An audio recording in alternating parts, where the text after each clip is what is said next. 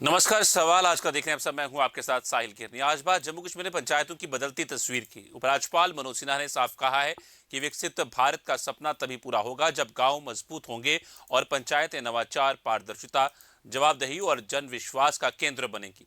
सवाल यह है कि क्या जम्मू कश्मीर की पंचायतें अब केवल विकास योजनाओं को लागू करने वाली इकाइयां नहीं बल्कि बदलाव की नई प्रयोगशाला बनने जा रही हैं। पिछले कुछ वर्षों में पंचायतों को अधिकार, धन और डिजिटल सुविधाएं देने के कई दावे किए गए हैं।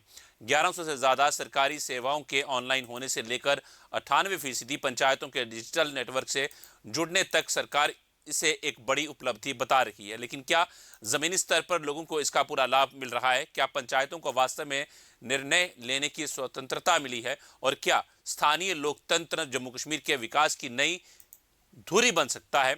इन्हीं सवालों पर आज की चर्चा होगी। हमारे साथ खास मेहमान जुड़ेंगे, बीजेपी के प्रतिनिधि, नेशनल कॉन्फ्रेंस के नेता और वरिष्ठ पत्रकार। और शुरुआत हम करेंगे, तीन खास मेहमान हमारे साथ जुड़ चुके हैं और उनसे ही हम इन बातों की शुरुआत करेंगे। हमारे साथ मौजूद हैं पूर्णिमा शर्मा, बीजेपी से। मैम धन्यवाद, शुक्रिया समय देने के लिए। एडवोकेट नीलोफर मसूद जी, पूर्णिमा शर्मा भी एडवोकेट हैं, शुक्रिया समय देने के लिए। मैम एडवोकेट नीलोफर मसूद जी, शुक्रिया समय देने के लिए। और advocate Suhail Kazmi, senior journalist sir, धन्यवाद, शुक्रिया समय देने के लिए। शुरुआत में करूंगा सुहेल काजमी सर से। सर, क्या पंचायतों को वास्तव में सशक्त बनाया गया है? डिजिटल गवर्नेंस का हाँ। ग्रामीण क्षेत्रों पर कितना असर पड़ा है सर? साहिल सर, पहले तो गुड इवनिंग आपको। एडवोकेट पूर्णिमा शर्मा जी को गुड इवनिंग। मेरी बहन श्रीनगर से एडवोकेट नीलूफर मसूद जी को गुड इवनिंग, सलाम वालेकुम। दूसरा यह है कि बहुत अच्छा आपका सवाल है कि इनको एम्पावर किया गया है कि नहीं किया गया है। देखिए, पंचायती राज एक्ट जो है उस पे सरकार का इंडिवर है कि उसको मजबूत किया जाए। अगर आपको याद होगा, सत्यपाल मलिक के वक्त जब ये हमने बैक टू विलेजेस प्रोग्राम शुरू किए और हमने एक पंचायत इलेक्शन यहाँ करवाई भी और फिर कोशिश की कि उस पंचायत इलेक्शंस को एम्पावर करने की कोशिश की। अब यहाँ खुशकिस्मती बोलिए या बदकिस्मती बोलिए कि 77 ईयर्स में 5 पंचायत इलेक्शन टोटल यहाँ पे कंडक्ट हुई हैं और 3 म्युनिसिपल कॉर्पोरेशन जिनकी डिप्टी मेयर वन टाइम की पूर्णिमा जी भी रही है। तो ये बदकिस्मती है जम्मू कश्मीर के लोगों के लिए। मैं पॉलिटिकल पार्टीज की बात नहीं कर रहा हूँ, लोगों की बदकिस्मती है कि लोग जो है महरूम रहे इन सब इलेक्शन से, क्योंकि ये वो इलेक्शंस हैं जो स्टेट एक्सचेकर पे कोई बोझा नहीं होती हैं। ये सेंट्रल स्पॉन्सर्ड स्कीम्स की तरह बाकी स्टेट्स में जैसे इलेक्शंस होती है। आपने देखा होगा हरियाणा, पंजाब में। पंजाब में तो थोड़ा सा इंदिरा जी के वक्त थोड़ा सा एक टाइम रहा जहां बिल्कुल बंद रहा, तो वहां इलेक्शन थोड़ी देर के लिए बंद हुई। अदरवाइज हर स्टेट में, खासकर महाराष्ट्र में, मैं पूर्णिमा जी आपकी आपकी नॉलेज में लाना चाहता हूँ कि महाराष्ट्र एक ऐसी स्टेट है, महाराष्ट्र एक ऐसी स्टेट है कि अगर आप उसको सेंट्रल स्पॉन्सर स्कीम बंद भी कर देंगे तो मुंबई म्युनिसिपल कॉर्पोरेशन जो है अपने जो जो कैपिटल है, जो कैपिटल सिटी हम बोलते हैं उसको, वो आराम से अपनी मुलाजमों की तनख्वाहें जो है 2-3 साल चला सकती हैं, क्योंकि इतनी सक्षम म्युनिसिपल कॉर्पोरेशन है। एक रोल मॉडल के टाइप पे पूरे भारत में अगर सबसे स्ट्रांग कोई म्युनिसिपल कॉर्पोरेशन है तो वो महाराष्ट्र म्युनिसिपल कॉर्पोरेशन है। उसी तरह बाकी रियासतों में भी ये होना चाहिए था, यहाँ नहीं हुआ। हरियाणा में आप देखिए, कॉमनवेल्थ गेम्स हो या दूसरी गेम्स हो, बच्चे सबसे ज्यादा मेडल्स लाते हैं इसलिए क्योंकि बेसिक इंफ्रास्ट्रक्चर जो है वो पंचायत इलेक्शन की वसादत से वहां इन्वेस्ट किया जाता है। और वो उसका जो लाभ है हमारे आने वाली नस्ल, हमारे बच्चे बच्चियां वो लेती हैं और भारत की शान बढ़ाती हैं। उसी तरह जम्मू कश्मीर में तो फार फ्लंग इलाके हैं, यहाँ तो इंटरप्शन होनी नहीं चाहिए थी, क्योंकि यहाँ बाकी चीजों से हम जूझते रहे, अलगाववाद, मिलिटेंसी, पाकिस्तान, आईएसआई, लेकिन यहाँ वो इलेक्शंस नहीं हो पाई। होती थी, जो सक्सेसिव सरकारें थी वो नहीं करवा पाती थी। उसके क्या रीजन है, मैं वो गवर्नर ने बोला है कि जनाब ये पंचायती राज एक्ट की बात की है और मुझे पूरा उम्मीद है कि मनोज सिन्हा साहब जो है वो जो कहते हैं वो करते हैं, क्योंकि गवर्नमेंट ऑफ इंडिया भी चाहती है कि जम्मू कश्मीर की रूपरेखा जो है, उसका ढांचा जो है अच्छी तरह से डिसेंट्रलाइजेशन ऑफ पावर करके नीचे की सतह तक पावर जो है वो डिसेंट्रलाइज हो और हर पंच और सरपंच पंजाब की तरह। आप देखिए जैसे ऑनरेबल एमएलए हैं जम्मू कश्मीर में, उसी तरह की पावर, उसी तरह का जो रुतबा है वहां के पंचिस और सरपंचिस का भी है, और उनकी भी सैलरी और बाकी चीजें जो है वो फिक्स की जाए और आगे बढ़े सर। ठीक है सर, मैं करता हूँ रुख दोबारा आपका। मैं रुक करूंगा एडवोकेट नीलोफर मसूची का। मैम, क्या नेशनल कॉन्फ्रेंस पंचायत सशक्तिकरण के दावों से सहमत है? क्या पंचायतों को वास्तव में पर्याप्त अधिकार मिले हैं? देखिए, मुझे लगता है पहले मैं आपका शुक्रिया अदा करती हूँ कि आपने मुझे मदऊ किया है आज के डिबेट के लिए। मेरे यहाँ पर को पैनलिस्ट बैठे हैं, सलाम, आदाब। देखिए, उसमें कोई शक नहीं है कि जो Jammu Kashmir National Conference as a party और जब भी वो गवर्नमेंट में रही है, उनकी कोशिश रही है पावर को डिसेंट्रलाइज करके लोगों की ज्यादा से ज्यादा ग्रॉस रूट पर पार्टिसिपेशन रहे। और नेशनल कॉन्फ्रेंस के ही दौर पर जब वो दौरे सरकार में थे, उन्होंने यहाँ पर पहली बार इलेक्शंस कराए पंचायतों के। इसमें कोई शक नहीं है कि पंचायतों के इलेक्शन होने चाहिए। डिजिटलाइजेशन है, दूसरी चीजें हैं, उसमें एक अहम रोल बनता है। लेकिन जब ग्रॉस रूट पर से ही नहीं है, उनके पावर्स को लिमिट कर दिया गया है, तो अगर इसी पैटर्न पर कल इसी गवर्नेंस को हमें ग्रॉस रूट तक ले जाना है, वो ज्यादती रहेगी। क्योंकि आप जानते हैं कि ऑलरेडी हम यूटी में हैं, हमारे जो पावर्स है वो लिमिटेड है, कन्फाइन है। उनको अभी तक 2 साल होने को आए हैं, अभी डिफाइन नहीं किया गया है। तो कल का इनका रोल जो है डेमोक्रेसी में क्या रहेगा, क्या वैसे ही लिमिटेड रहेगा? क्योंकि आपने देखा होगा कि जो हमारी इलेक्टेड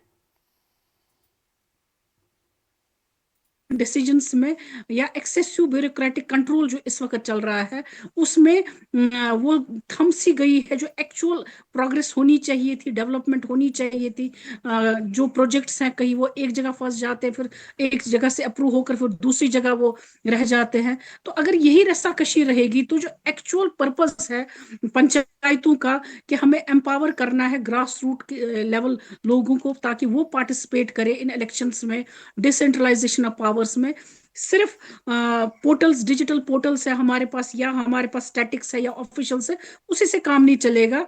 बल्कि एक स्टेप आगे चलना है। जैसे कि हमारी डिमांड रही है, डिमांड ही नहीं बल्कि ये हमारा हक भी है। हमारे माननीय प्राइम मिनिस्टर साहब ने भी हमसे वादा किया है स्टेटहुड का। तो स्टेटहुड जब आ जाएगी, उसके साथ साथ आपके पावर्स भी डिफाइन हो जाते सब, so that it is not subject to the approval of any bureaucratic power. वहां पर आप बिल्कुल सक्षम रहेंगे, खुद से डिसीजन लेने में सक्षम रहेंगे। जो आपके पास अमाउंट आता है वो किस तरीके से आप अपने लोगों पर सर्व करते जी हैं। तो मेरा जी, जी, ठीक है। आप बात रख लीजिए पूरी अपनी। बस मैं यही कहना चाहूंगी कि स्टेटहुड का रेस्टोर होना बहुत जरूरी है। वो एक डेमोक्रेटिक व्यू को भी आगे बढ़ाने में मदद करता है। और साथ में जो आपने मास पार्टिसिपेशन देखी इस इलेक्शन में, शायद ही वो 2019 के बाद कोई सोच पाता कि ये इतनी पार्टिसिपेशन हो सकती है। 65% के आसपास जी पार्टिसिपेशन रही। तो लोगों को जो वो अपने देश पर विश्वास है, देश के प्रधानमंत्री पर विश्वास है, जो उन्होंने ऑन फ्लोर ऑफ पार्लियामेंट हमसे वादा किया है, उस वादे को वो पूरा करेंगे, ताकि डिसीजन मेकिंग में उनके इलेक्टेड रिप्रेजेंटेटिव जो है वो इफेक्टिवली पार्टिसिपेट कर सके और इफेक्टिवली ऑन ग्राउंड जो है वो काम कर सके। ठीक उसी तरीके से जो कल को पंचायतें भी है, ये डिजिटलाइजेशन हो गई है या स्टैटिक्स आ गया है, इनका रोल आ जाता है, इलेक्शन या इलेक्टोरेट रोल रिव्यू होकर आ जाता है, ये सब ठीक है, ये सब ठीक है।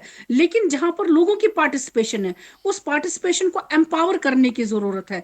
उस एम्पावरमेंट में जरूरत है कि जो हमारे लोग हैं, जो कल को इस पंचायतों में इलेक्ट होकर आ जाएंगे, क्या उनके पास वो पावर्स रहेंगे?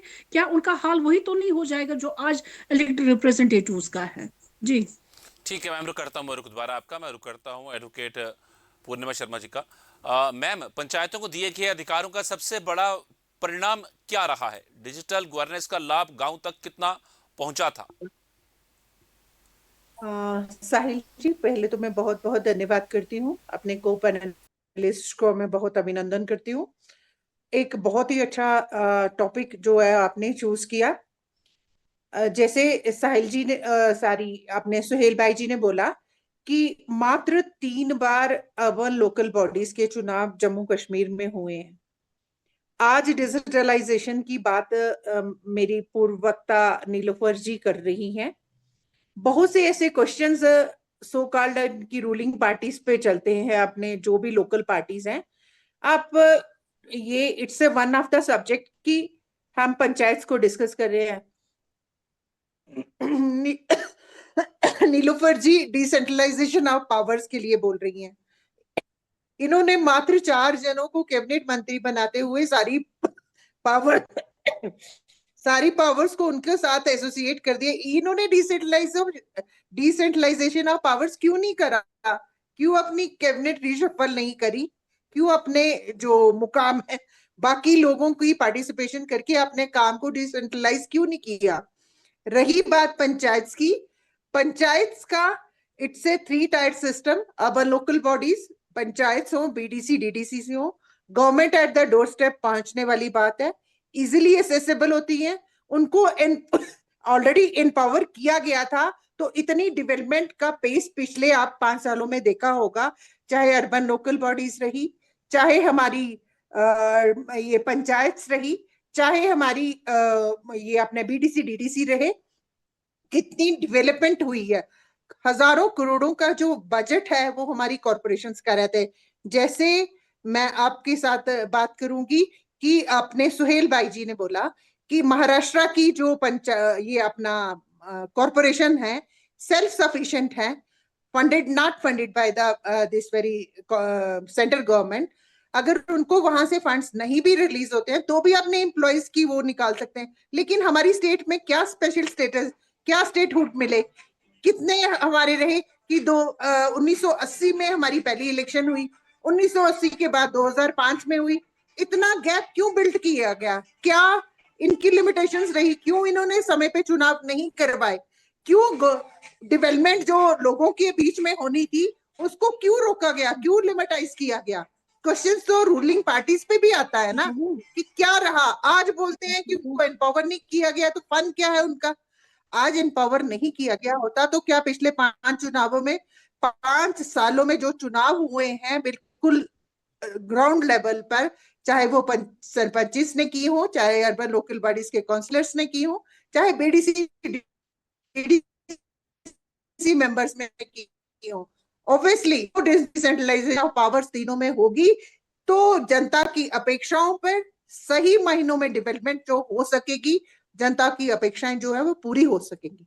चाहे कोई भी क्षेत्र हो, स्पोर्ट्स का हो, एजुकेशन का हो, डेवलपमेंट का हो, what ever be the field, लेकिन डेवलपमेंट तभी पॉसिबल हो सकती। इन टाइम इलेक्शंस होनी चाहिए, सेल्फ सफिशिएंट हमारी तीनों जो एरियाज हैं, पंचायत, पंच, सरपंच, हमारी कॉरपोरेशन सेल्फ सफिशिएंट बननी चाहिए। बड़ी मुश्किल से ट्रैक पे हमने कॉरपोरेशन लाई थी, रेवेन्यू रेजेस करे थे, आज फिर पब्लिक रिप्रेजेंटेटिव ना होने के नाते से फिर जीरो पे उसका डाटा जो है वो अंकित किया जा रहा है। What is it?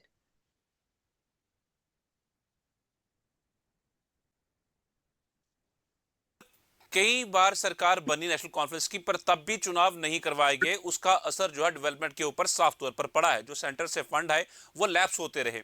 इस पे क्या पक्ष रखा जाएगा नेशनल कॉन्फ्रेंस द्वारा? देखिए, मैं नहीं जानती आप किस साल की बात करती है जब फंड्स जो हैं वो पहुंच हमारे पास आए थे, तो फिर because of for want of these panchayats वो इलेक्शंस जो हो नहीं पाए। तो आप खुद जानते हैं यहाँ पर हालात कैसे रहे। उन हालातों में पहली बार अगर किसी ने यहाँ के लोगों को विलेज लेवल पर एम्पावर करने की कोशिश की, वो जम्मू कश्मीर नेशनल कॉन्फ्रेंस से थी। और उतना ही नहीं, जो हमारा ये 3 टायर सिस्टम जो 73 और 74 का जो अमेंडमेंट आया हुआ था हमारे कॉन्स्टिट्यूशन में, उसको लागू करने के लिए 33% रिजर्वेशन और लोगों को यहाँ एम्पावर करने के लिए जो हमारा पंचायत राज एक्ट था उसको अमेंड कर दिया गया। इसी जब जम्मू कश्मीर नेशनल कॉन्फ्रेंस सरकार में थी।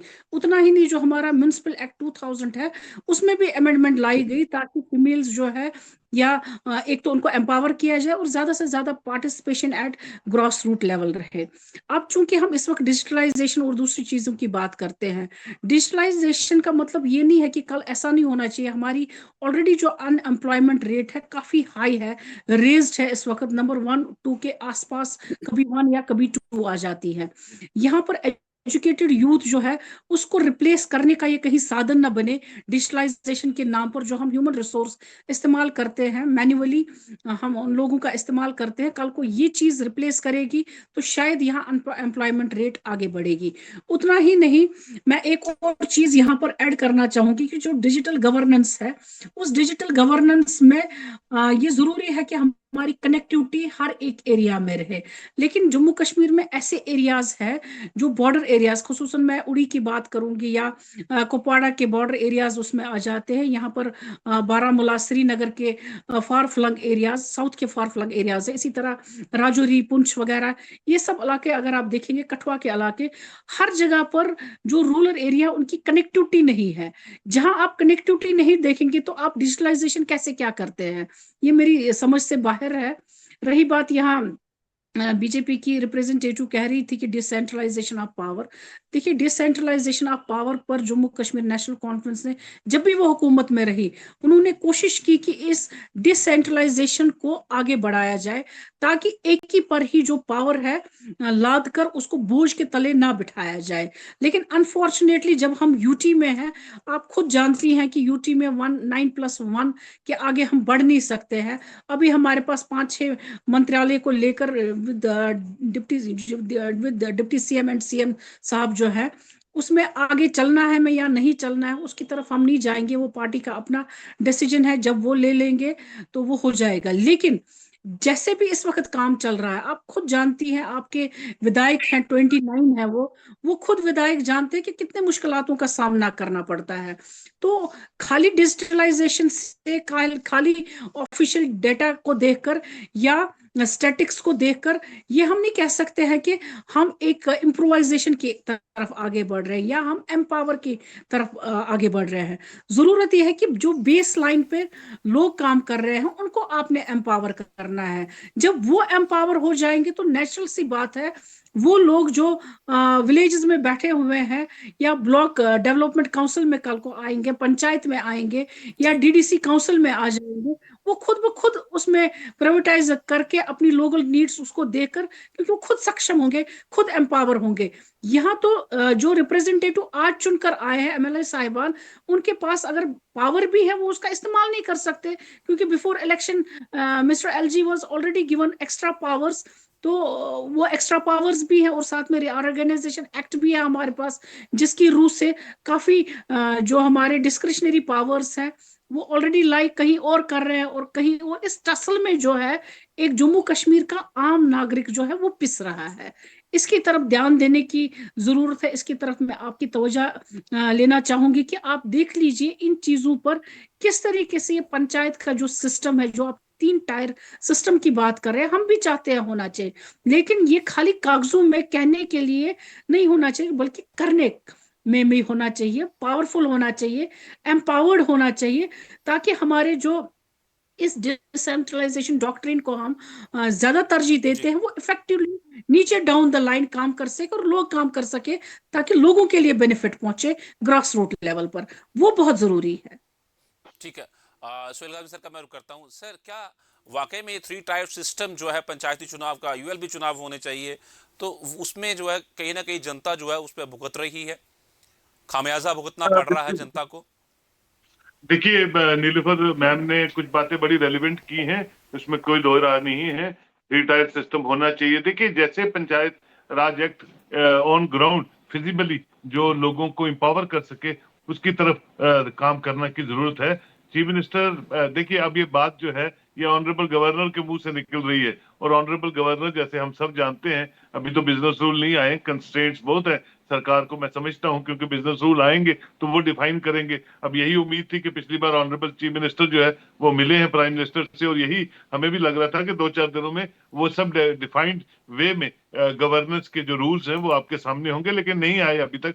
चलिए खैर, उसको हम बात नहीं करते, क्योंकि ये बात अब ऑनरेबल गवर्नर के मुंह से निकली है। कल वो एक फंक्शन में एसकेआईसीसी में बोल रहे थे, तो मुझे लगता है जब गवर्नर साहब कुछ बोलते हैं तो लगता है दिल्ली बोल रहा है, और दिल्ली जब कुछ बोलता है तो लगता है कि नहीं, ये फुल प्रूफ तरीके से डिसेंट्रलाइजेशन ऑफ पावर की बात हो रही है। अब ये और मजबूती से इंप्लीमेंट होगा, जिस तरह जैसे कि सत्यपाल मलिक के टाइम पे ये इंप्लीमेंटेशन की शुरुआत हमने की थी और फिर पंचायत इलेक्शन की थी। सरपंचीज पंचीज जो है वो उसी तरह के अपना जिम्मेवारियां संभालें और इस तरह इंपावर किए जाए। देखिए, 500 और 5,000 रुपया तनख्वाह से सरपंच और पंच जो है वो भी तनख्वाह फिर उनको 2-4-5 साल बाद मिली भी कि नहीं मिली ये भी नहीं पता चला, और कई सरपंचों ने तो अपनी जान गंवा दी जम्मू कश्मीर में। तो कहने का मतलब ये है, it is the responsibility of the state functionary administrative system to see that panchayat election should be held on time, and that too with full empowerment to the sarpanches and the panches with hugely funded schemes like other states of the India. So कहने का मतलब यह है कि हम 2019 के बाद एक नए ढांचे में, एक नई यूनियन टेरिटरी में जम्मू कश्मीर को देख रहे हैं, और बदलता जम्मू कश्मीर जो मोदी जी चाहते हैं वो तभी बदलेगा जब वो चीजें सब जो हैं ऑन ग्राउंड जो है लोगों को एम्पावर करेंगे। और मुझे उम्मीद है क्योंकि मैंने उमर अब्दुल्ला साहब के मुंह से ये बात नहीं सुनी, नीलोफर जी मानेंगे इस बात को, क्योंकि ऑनरेबल गवर्नर के मुंह से सुनी है, क्योंकि governor is I think great bridge between the state center relations as on today, because the things are not defined as yet. So we should be hopeful कि आने वाला वक्त जो है वो बिल्कुल इन इलेक्शंस को बड़ा सीरियसली मॉनिटर करेगा, और वो जब भी इसकी शुरुआत होगी आने वाले दिनों में, शायद इसी साल ये दोनों इलेक्शंस का टाइम जो है जो हम सुन रहे हैं, दोनों इलेक्शंस इसी साल होनी चाहिए। और अल्लाह करे कि ये सब चीजें लोगों को एम्पावर करे, और लोगों ने जो दुख तकलीफें और झेली हैं वो दूर हों। अल्टीमेटली देखिए, पैसा मरकज देती है, स्कीम्स मरकज देती है, उसका फायदा जो है लोगों तक पहुंचना चाहिए। यही इंडिवर है गवर्नमेंट ऑफ इंडिया का, और यही इंडिवर जम्मू कश्मीर की सरकार का भी होना चाहिए कि भैया फुल प्रूफ ट्रांसपेरेंट तरीके से यहाँ इलेक्शन हो। जैसे असेंबली इलेक्शन नीलोफर जी ने कहा कि 65% से भी ज्यादा 70 को टच किया हमने परसेंटेज जो लोगों के है, दैट इंडिकेट्स कि people want piece, progress, prosperity in Jammu and Kashmir by hook और बाय क्रुक। ठीक है, मैं रुक करता हूं दोबारा से आपका, मैं रुक करूंगा एडवोकेट पूर्णिमा शर्मा जी का। मैम, पंचायतों में पारदर्शिता किस तरह सुनिश्चित होती है, और विकसित भारत में पंचायतों की सबसे बड़ी भूमिका क्या रहती है? साहिल जी, जैसे अपना सुहेल जी ने बोला कि जनता हमेशा प्रॉस्पेरिटी, प्रोग्रेस और डेवलपमेंट चाहती है। पारदर्शिता डेफिनेटली रहती है। Digitalization it's one of the process.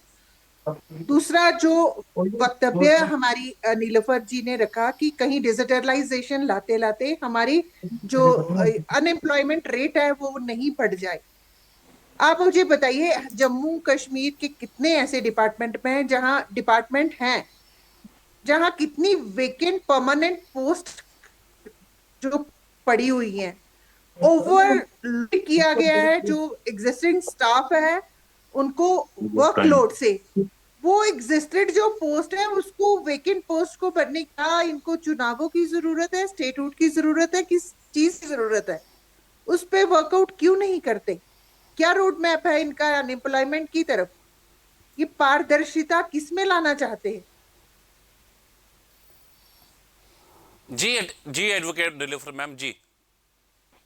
देखिए, मैं यहाँ पर एक चीज काउंटर करना चाहूंगी। यहाँ पर इन्होंने यहाँ पर अनएम्प्लॉयमेंट को खत्म करने की बात की। इनको याद होना चाहिए जब ये गवर्नमेंट में थे 2014 के बाद, इनफैक्ट जब कोलिशन की गवर्नमेंट पीडीपी के साथ वो डिसॉल्व होगी 2018 में, उसके बाद 2024 तक ये लोग रहे, यानी कि 10 साल, 2014 से लेकर 2024 तक 10-11 साल ये आ जाते हैं। इन 11 सालों में इन्होंने आउटसोर्स यहाँ पर जो था सर्विसेज, वो आउटसोर्स कर दिया। परमानेंसी तक कहीं नाम नहीं था। एक इन्होंने कदगन लगा दी, बैन लगा दी यहाँ पर जो नई रिक्रूटमेंट्स वगैरह थी। आज की डेट में अगर आप देखेंगे, ये गवर्नमेंट भी मजबूर हो रही है आउटसोर्स करने के लिए।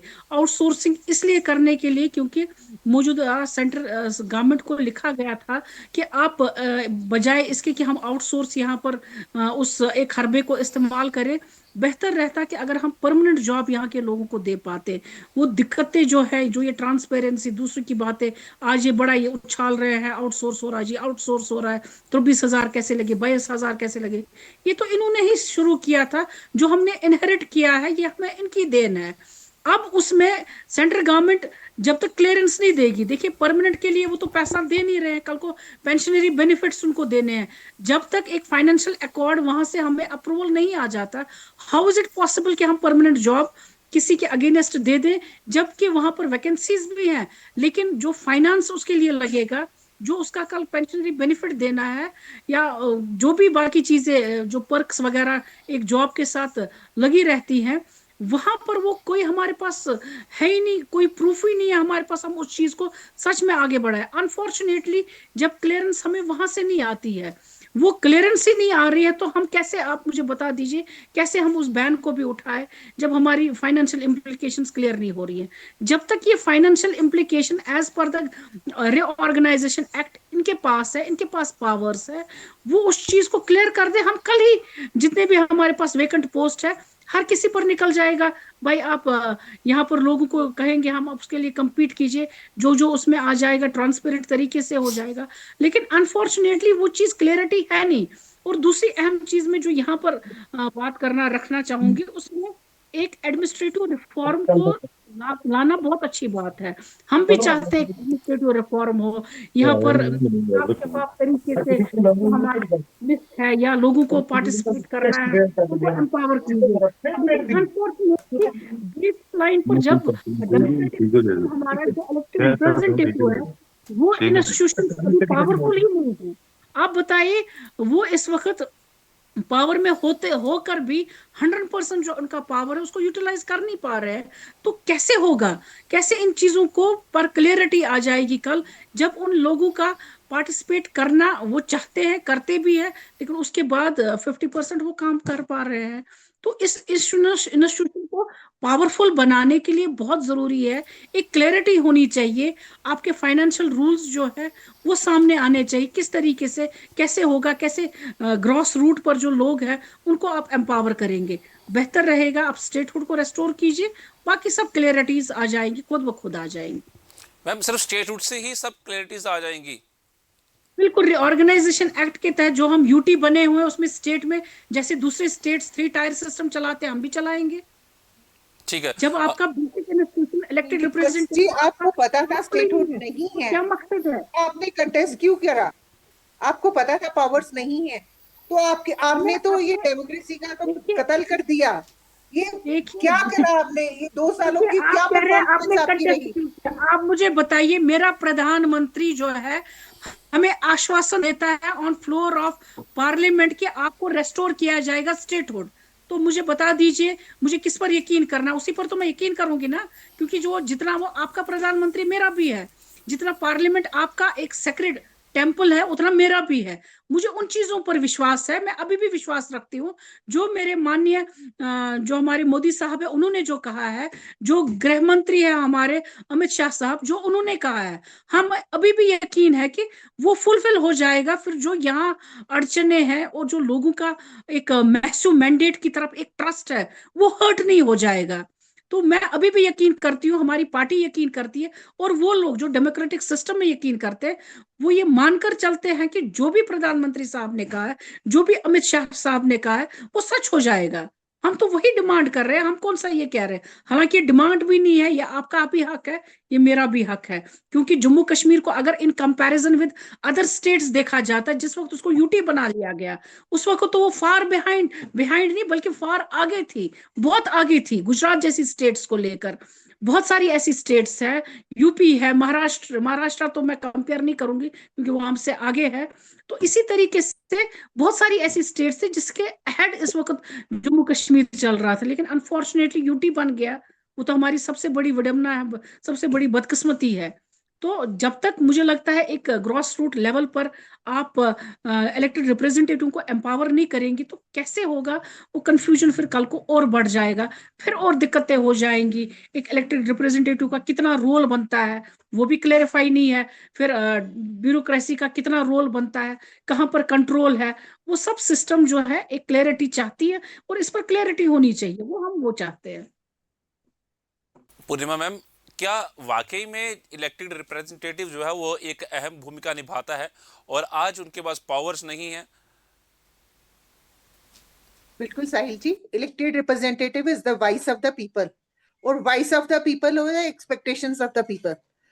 और एक असेसिबल, और जो 3 टायर सिस्टम है, ये एक एमएलए रहता है तो उसकी कॉन्स्टिट्यूएंसी बहुत बड़ी होती है, इजिली अप्रोचेबल पब्लिक के लिए नहीं रहता है। लेकिन अगर बेसिक हमारे 5 सरपंच कल को चुने जाते हैं, हमारी अर्बन लोकल बॉडीज के चुनाव इन टाइम होते हैं, हमारे बीडीसी डीडीसी के चुनाव इन टाइम होते हैं, तो इजिली अप्रोच रहती है लोकलिस्ट की, और डेवलपमेंट की जो पेस है वो बहुत ही गतिशीलता के साथ चलती है। और आई डोंट, जो लोकल रिप्रेजेंटेटिव होता है वो जितनी आसानी से लोकलिस्ट की डेवलपमेंट को समझ सकता है, किस चीज को किस टाइप ऑफ क्वालिटी की डेवलपमेंट उस उनके एरिया में चाहिए, या लोगों की एक्सपेक्टेशन क्या है गवर्नमेंट की तरफ, जितना वो ब्रिज बन के वो रिफॉर्म्स अपनी डेवलपमेंट में ला सकता है, इतना आई डोंट थिंक कि एमएलए या ये इनका गैप जो होता है पब्लिक और एमएलए के बीच में काफी बिल्टअप हो जाता है, जिनके कारण से कई ऐसे एरियाज जो है बियॉन्ड डेवलपमेंट रह जाते हैं कि जहां पे एक एमएलए की रीच नहीं हो पाती है। तो वहां पे कहीं ना कहीं लोकलिस्ट जो है वो कहीं ना कहीं डिससेटिस्फाइड रहते हैं। सुहेल काज़मी सर, आपसे मेरा सवाल यही रहेगा कि विकसित भारत के लिए पंचायतों का भविष्य कितना महत्वपूर्ण माना जाता है और जम्मू कश्मीर के लिए भी कितना महत्वपूर्ण है? सर आपका माइक म्यूट है। सर, विकसित भारत का जो तस्वर 2047 का है वो तभी पूरा होगा, उसकी जो रूपरेखा है तभी पूरी होगी जब आप डिसेंट्रलाइजेशन ऑफ पावर की बात जो हम सब कर रहे हैं वो होगी। हर इंसान अपने आप को ग्लोरीफाइड, डिग्निफाइड तरीके से जब गवर्नेंस के में अपना हिस्सेदार मानेगा तभी ये सब चीजें विकसित होंगी। देखिए, उनकी जो रीच है वो बीडीओ और सीएमओ तक है। देखिए, बीडीओ और सीएमओ तक जो काम है वो सरपंचिस और पंचिस के डोमेन में रहते हैं, और उसके अलावा देखिए कोई कॉन्स्टिट्यूंसी हमारी 60,000 की है, कोई कॉन्स्टिट्यूंसी हमारी 1.5 लाख की है। अब 2026 में दोबारा डिलिमिटेशन कमीशन अपनी पूरे भारत में डिलिमिटाइज करने जा रही है कॉन्स्टिट्यूंसीज को, तो जम्मू कश्मीर में भी संभावित तौर पे होंगी। लेकिन अभी जो मौजूदा स्थिति है जम्मू कश्मीर में भी वो ये इंडिकेट करती है कि फार फ्लंग इलाके हैं, दूर दराज है, रोड कनेक्टिविटी की प्रॉब्लम है, स्नो बाउंड एरियाज है। तो आप ये जब डिसेंट्रलाइजेशन ऑफ पावर करेंगे तो बीडीओ, चीफ मेडिकल अफसर, और ये जब चीजें जो पंजाब और हरियाणा के पैटर्न पे सरपंचिस के डोमेन में आती थी, उनकी लाइजनिंग जो है आम लोगों की, वो ये यहाँ तक जो उनकी हद है वो खत्म होती गई, और एमएलए जो है वो आपका नीचे से लेके ऊपर चीफ सेक्रेटरी लेवल तक जितने भी एडमिनिस्ट्रेटिव स्किल्स हैं वहां तक वो आपकी रहनुमाई करता है या वहां तक आपके काम करवाने में सक्षम रहता है। तो आप देखिए, डबल इंजन सरकार जिसको आप बोलते हैं, डबल सिस्टम, एक वर्किंग कल्चर जो है वो इन्वॉल्व हो जाता है। उसी तरह म्युनिसिपल कॉर्पोरेशन में और उस पे ऐड हो जाती हैं। तो कहने का मतलब यह है कि रूपरेखा जो है विकसित होने की वो उस शहर की, उस गांव की, उस स्टेट की, उस यूनियन टेरिटरी की बदलती है। जो सपना मोदी जी बताते हैं कि विकसित 2047 में भारत होना चाहिए, तभी विकसित होगा। और मुझे पूरी उम्मीद है जिस तरह के पेस ऑफ डेवलपमेंट पे भारत आगे बढ़ रहा है, संभावित तौर पे जम्मू कश्मीर की भी उम्मीदें वाबस्तगियां बहुत है, उस पर जरूर कुछ ना कुछ आगे और अच्छा होगा इस साल। मुझे भी जहां तक इनपुट्स आती है कि जनाब ये इलेक्शन होंगी, पंचायत की भी होंगी और कॉर्पोरेशन की भी होंगी, और होनी चाहिए। हर ये पार्टी लाइन से उठ के ऊपर, देखिए ये पार्टी को छोड़ दीजिए, इसकी पार्टी को फायदा होगा, उसकी, देखिए हर इंसान को फायदा हो, इसके लिए सरकारों का गठन किया जाता है, वोट दिया जाता है, और खुल के सामने आया जाता है कि जनाब ये सरकार जो है इसके टाइम पे ये सब चीजें इंट्रोड्यूस हुई है। जैसे हमने शुरू में कहा कि जनाब 1980 में ये हुआ, 1980 में तो फारूक साहब थे, फारूक साहब के बाद दूसरी सरकार में कोई और था, तीसरी में कोई और हो गया। तो ये माइलस्टोन्स उसके टाइम पे गिनवाए जा सकते हैं जब हिस्ट्री को हम पढ़ना शुरू करते हैं। Let's be positive and hopeful कि आने वाले दिन जम्मू कश्मीर के लिए एक नया मुस्तकबिल, एक नई रोशनी की किरण और एक नया सब ढांचा लेके आने वाले हैं, और उसमें हम सबको कंट्रीब्यूटर बनना है। और स्टेटहुड, अभी नीलोफर जी नहीं आएगी जो मेरी सोर्सेज है, स्टेटहुड के पीछे पीछे जो जो बनता जाएगा उसको हमें अचीव करना है। और जो जब कंड्यूसिव एटमोस्फेयर बनेगा, स्टेटहुड आएगी, तब बात करेंगे। लेकिन स्टेटहुड अभी दिखती नहीं है। लेकिन पंचायत इलेक्शन और कॉर्पोरेशन की इलेक्शन जो हमारी इनपुट्स हैं वो इस साल होनी चाहिए। ठीक है सर, आपका धन्यवाद हमारा जुड़ने के लिए, बहुत शुक्रिया समय देने के लिए। पूर्णिमा मैम आपका बहुत धन्यवाद, शुक्रिया समय देने के लिए। और एडवोकेट नीलोफर मसूद मैम आपका भी धन्यवाद, शुक्रिया समय देने के लिए। साफ तौर पर काफ़ी अहम बातें आप तीनों ने रखी हैं, शुक्रिया कीमती समय साझा करने के लिए। तो आज की चर्चा में ये साफ है कि विकसित भारत का रास्ता गाँव और पंचायतों से होकर गुजरता है। सरकार पंचायतों को विकास, नवाचार और डिजिटल गवर्नेंस का केंद्र बता रही है, जबकि विपक्ष जमीनी चुनौतियों की ओर इशारा कर रहा है। सवाल यह है कि क्या पंचायतों को और अधिक अधिकार और संसाधन देकर मिलकर उन्हें वास्तविक बदलाव का माध्यम बनाया जा सकता है? इसका जवाब आने वाले वर्षों में गांव की तस्वीर तय करेगा। फिलहाल इतना तय है कि जम्मू कश्मीर में पंचायतों की भूमिका अब केवल प्रशासनिक नहीं बल्कि विकास और लोकतंत्र की नई पहचान बनती जा रही है। सवाल आज का में इतना ही। द अर्थ न्यूज पे खबरों का सिलसिला यूं चलता रहेगा। मुझे दीजिए इजाजत। नमस्कार।